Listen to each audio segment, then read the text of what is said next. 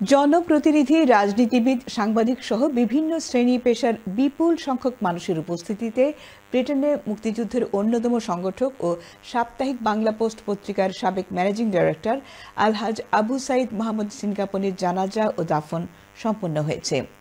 শনিবার বাদ জোহর east London মসজিদে জানাজা শেষে গার্ডেন অফ পিস কবরস্থানে তাকে দাফন করা হয়। শুক্রবার ভোর 1:20 লন্ডনের উইপস ক্রস হাসপাতালে সাবেক স্কুল গভর্নর ইন্তেকাল করেন। ইন্না লিল্লাহি ওয়া ইন্না ইলাইহি রাজিউন। মৃত্যুকালে মরহুমের বয়স হয়েছিল 88 বছর। তিনি 2 ভাই, 2 ছেলে, 4 কন্যা ও নাতি নাতনিদের রেখে গেছেন। তিনি ছিলেন অলিয়া কামেল হাফেজ মৌলানা আব্দুল কাদের চৌধুরী সিনকাপনির রহমতুল্লাহের দ্বিতীয় ছেলে।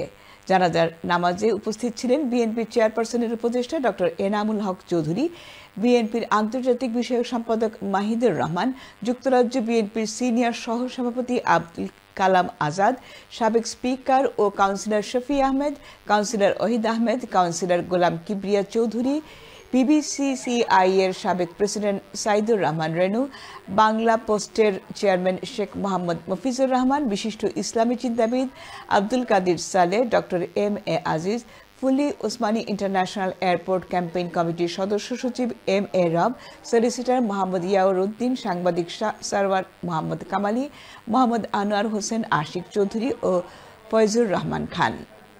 গত 7 জানুয়ারি মরহুমের স্ত্রী চৌধুরী ফাতেমা আফরোজা মোহাম্মদ লন্ডনে ইন্তেকাল করেন। আলহাজ আবু সৈয়দ মোহাম্মদ সিনকাপনির মৃত্যুতে গভীর শোক প্রকাশ করেছে চ্যানেল এস পরিবার।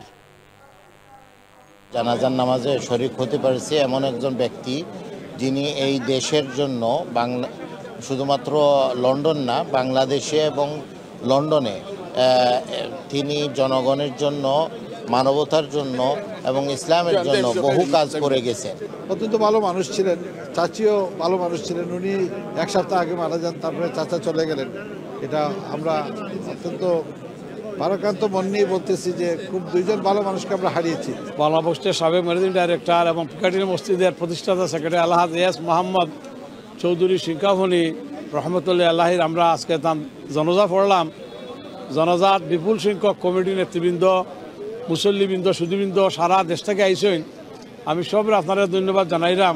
মোহাম্মদ সাহেব অত্যন্ত একজন ভালো মানুষ ছিলেন, আমার দেখা মতো একজন নেককার মানুষ। বহুদিন ওনার সাথে আমার সম্পর্ক ছিল এবং উনি অত্যন্ত ভদ্র এবং মার্জিত এবং দানশীল ব্যক্তি ছিলেন।